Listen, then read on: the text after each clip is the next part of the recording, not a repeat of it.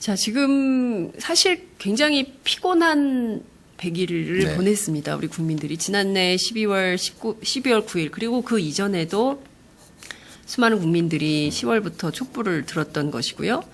굉장히 지난한 싸움을 힘겹게 국민들은 이제 견뎌내고 있는 네. 상황인데, 뒤로 가면서 상당히 이제 다투고 논란이 격화하고 결국에는 탄핵이 인용되든 기각되든 양측 간의 분열과 이것은 심각하지 않겠냐. 결국 뭐 이것을 어떻게든 정치권이 좀 치유하거나 하나로 모으는 뭐 이런 역할도 필요한 거 아니냐라고 언론들은 벌써부터 걱정을 합니다. 네.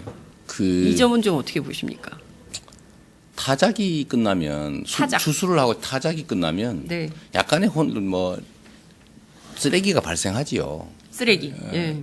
근데 그것이 두려워서 그냥 현재 상태를 유지하고 적당히 봉합한다는 것은 결국 변화 자체를 거부하는 겁니다. 당연히 있을 것들은 감수해야죠. 지금 이런 거 한번 생각해 보십시오. 권력을 가져서 영화를 누려보겠다고 다른 사람의 생명을 빼앗기도 하는 그런 세력들이 지금 자신들이 감옥을 가고 모든 걸 잃게 생겼는데 네. 그래서 순순히 이렇게 하겠냐. 또 한 가지는 검찰 태도나 이런 걸 보더라도 네. 지금 쿠데타 해라 빨리 군인들이여 일어나라 막 이렇게 군사 쿠데타 네. 내란을 공개적으로 선동하지 않습니까? 네. 그런데 여기에 대해서도 아무런 제재가 없어요. 만약에 우리 폭동을 일으키자라고 이 반대 진영에서 얘기했으면 아마 대대적인 검거 선풍이 불었겠죠. 이게 총체적으로 이 나라를 지배하고 있는 집단들의 그 사고나 태도를 보여주는 겁니다. 만약에 어떤 결론이 나더라도 국민들 간의 충돌이 발생할 수 있고 네. 그렇기 때문에 그 수습을 위해서 네. 미리 서로 안 싸우기로 약속하자. 네. 정말 옳지 않은 얘기고 우리가 옳은 방향으로 가야지. 네. 가야 될 길로 가야지. 이게 다수가 이쪽으로 좋은 길, 바른 길로 가자고 하는데 소수가 발목을 잡으니 좀 이따 가자. 아니면 중간쯤으로 가자라고 하면 세상의 변화는 없는 거죠. 지금까지 그래왔던 겁니다. 그래서 바른 길로 가되 거기서 생기는 일시적 반발이나 이런 것들은 제가 보기에는 금방 수그러듭니다. 그게 대세와 흐름이라고 하는 거죠.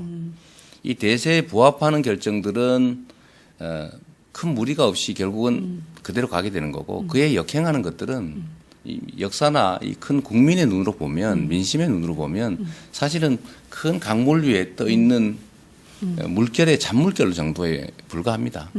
근데 정치인들은 가끔씩은 그 위쪽을 보고 착각을 하죠. 그 바닥의 큰 흐름 자체는 그냥 무시하고 싶기도 하고 물 위에 뜬 자기의 이익에 부합하는 방향으로 자꾸 끌어가고 싶어 하는 거죠.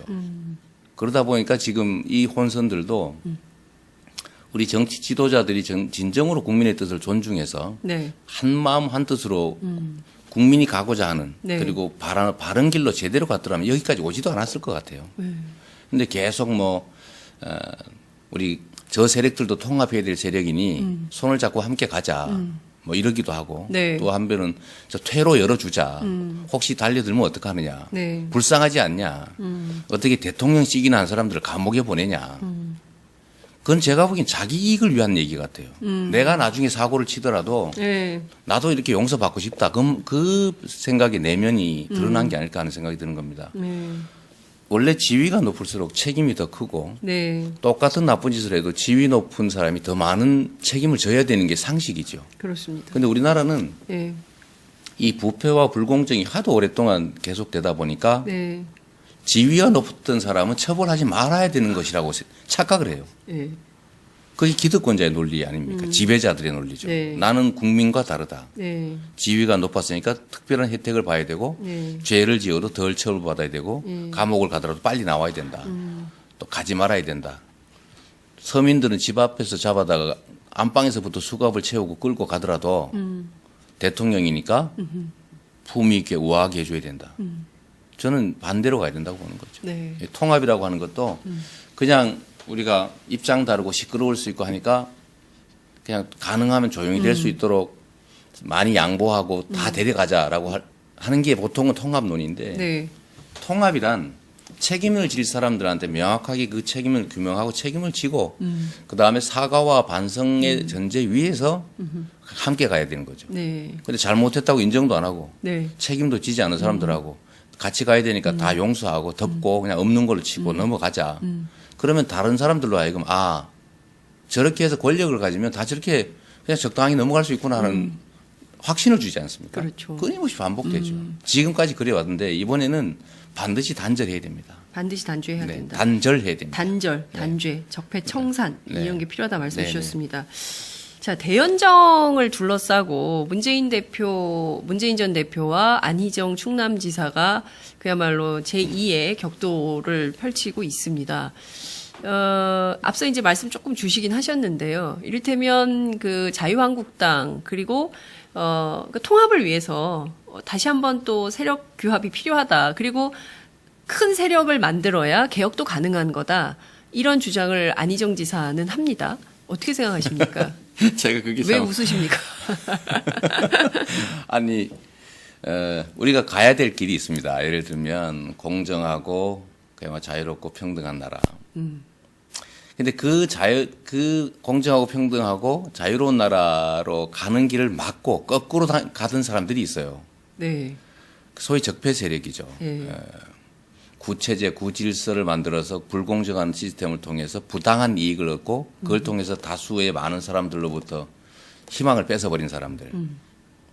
이 사람들이 가던 길 말고 우리가 반대 방향의 길을 가야 되는데 예. 거꾸로 가고 있는 사람하고 손잡고 같이 가자 그러면 갈 수가 있습니까? 예를 들어 우리가 네. 동쪽으로 진격을 해야 되는데 네. 계속 그걸 막고 서쪽으로 밀어붙이던 사람들이 밀려왔어요. 예. 이 서쪽으로 가려던 사람들하고 손잡고 많이 뭉치면 네. 어느 쪽으로 갑니까?